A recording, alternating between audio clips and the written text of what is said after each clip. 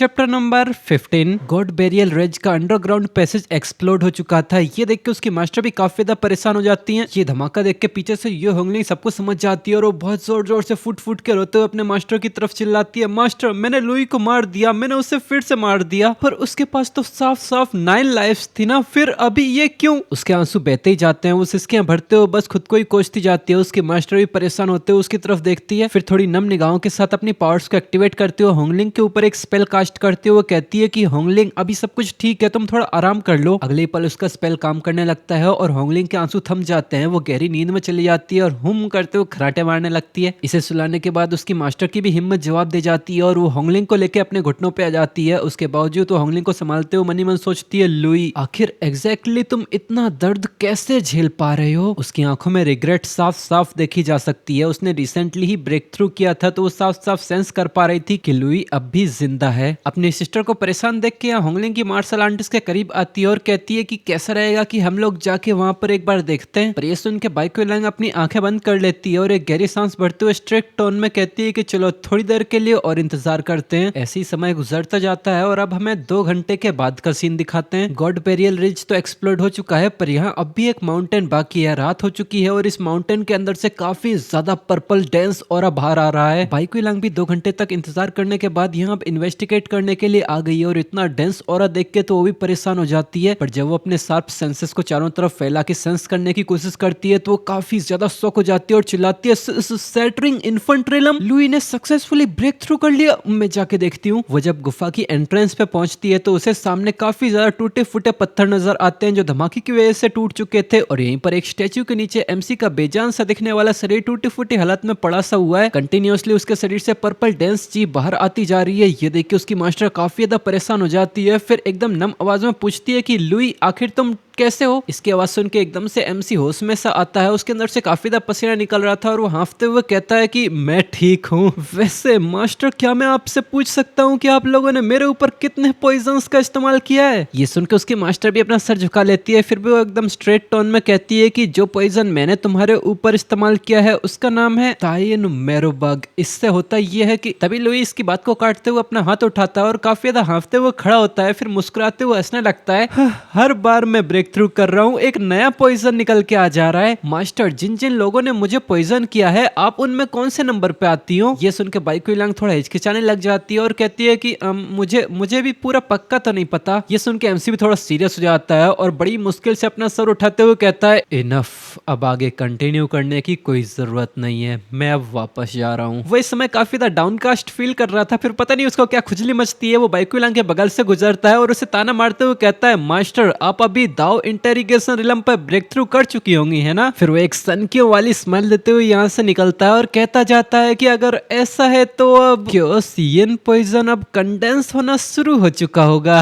है ना? फिर वो हंसते हुए यहाँ से निकल जाता है। अभी वो दरवाजे पे पहुंचा ही था, फिर वो पीछे मुड़ता है और मुस्कुराते हुए कहता है कि तुम्हें तो बिल्कुल पता होना चाहिए कि वो कितनी ज्यादा दर्दनाक चीज होती है। फिर बिना पीछे देखे चुपचाप यहाँ से निकल जाता है और पीछे छोड़ जाता है अपने शॉक्ड मास्टर को, जो ताइन पॉइजन का असली खौफ याद करके ही अब काफी ज्यादा खौफजदा हो चुकी है। इसके बाद हमारा सीन चेंज होकर यो होंगलिंग की तरफ आता है। वो अपनी गहरी नींद से जागती है। यहाँ वो थोड़ी कंफ्यूज लग रही थी, फिर एकदम से उसे लुई की याद आती है और वो सीनियर ब्रदर करते हुए पसीने में पानी पानी होने लगती है। वो आसपास देखती है तो वो किसी रूम के अंदर थी। फिर वो बाहर दरवाजे की तरफ देखते हुए कहती है कि सीनियर ब्रदर, आखिर सीनियर ब्रदर कैसे हैं? क्या वो ठीक है? वो भी काफी ज्यादा परेशान लग रही थी। तभी उसके बगल में उसकी मास्टर टेलीपोर्ट होकर आ जाती है और वो होंगलिंग से कहती है, होंगलिंग इतनी टेंशन मत लो, वो बिल्कुल ठीक है। ये देख के होंगलिंग काफी ज्यादा हैरान और कंफ्यूज हो जाती है। फिर एकदम से वो खुद को शांत करते हुए कहती है, क्या सच में? क्या मुझे सोते सोते 7 दिन गुजर चुके हैं? प्राइमोर्डियल मॉर्निंग मिस्ट को तो डिसिपेट होने के लिए 7 दिन लगते हैं। ये सुन के बाइको लैंग या तो डिसअपॉइंट लग रही है या फिर रिलैक्स लग रही है। वो बिल्कुल शांत एक्सप्रेशन के साथ कहती है कि नहीं, सिर्फ एक ही दिन गुजरा है। पर लुई का वहां वो शांत रिएक्शन देखने से ऐसा लग रहा है कि वो ठीक ही होगा। फिर एकदम से उसका पूरा मूड ही बदल जाता है और वो एकदम से होंगलिंग के करीब आते हुए कहती है कि लुई को भूल जाओ, अब बस आधे साल के बाद हेवनली प्राइड्स का एंशिएंट बैटलफील्ड खुलने वाला है, तब तुम फेंग वुक्सी से मिल पाओगी। पर अपने पास्ट लवर की बात सुनने के बावजूद उसे ज्यादा रिएक्शन महसूस नहीं होता और वो हड़बड़ाते हुए यहाँ से कूदते हुए बाहर निकल जाती है और चिल्लाती है कि नहीं, मुझे पहले जाके सीनियर ब्रदर को देखना होगा। पर इसका ये रिएक्शन देख के बाइक लंगे गहरी सांस भरती है और अपना सर घुमाते हुए कहती है,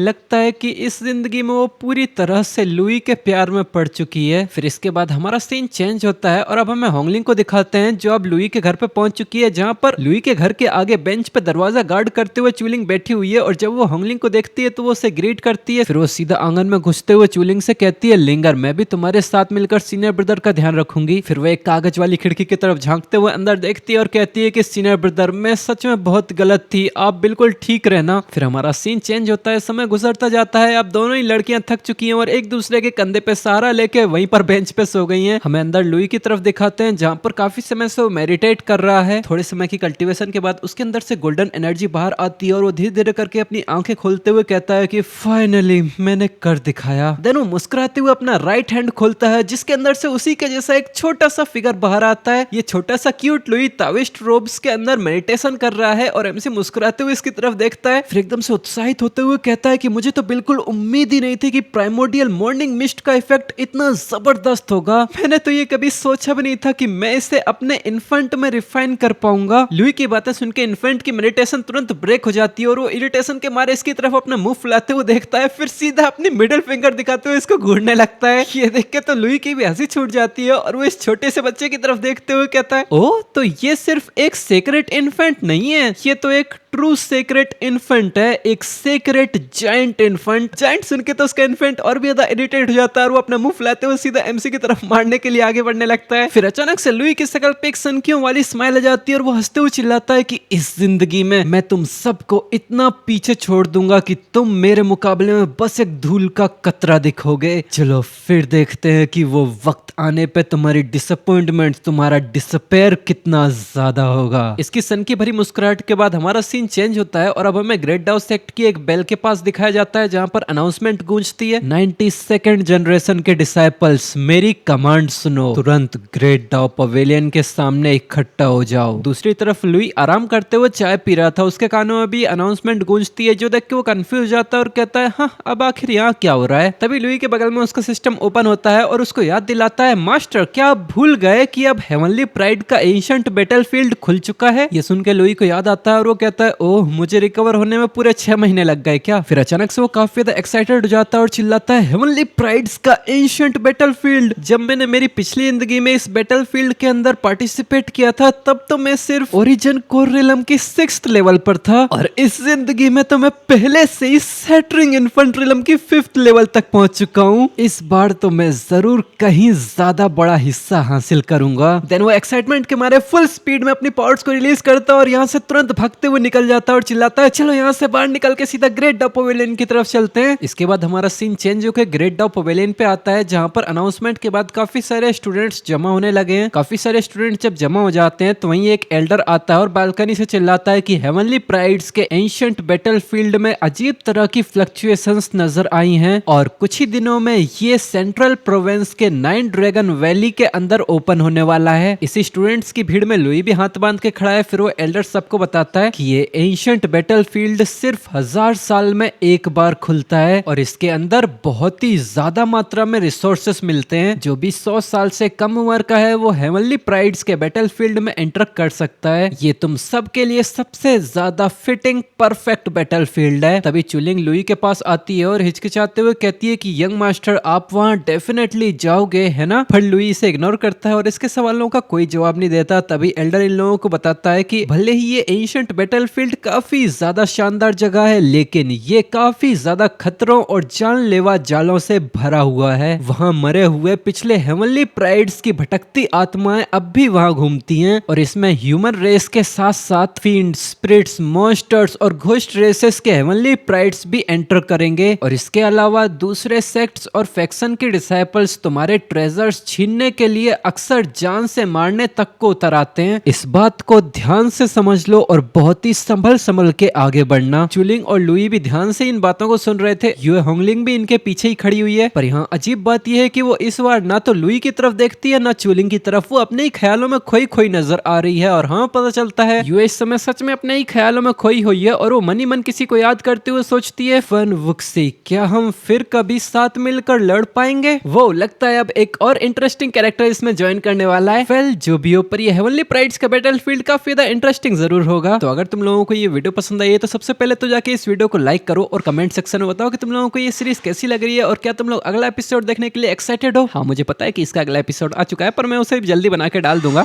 ठीक है, तो हम मिलते हैं तुमसे इसके नेक्स्ट एपिसोड, तब तक के लिए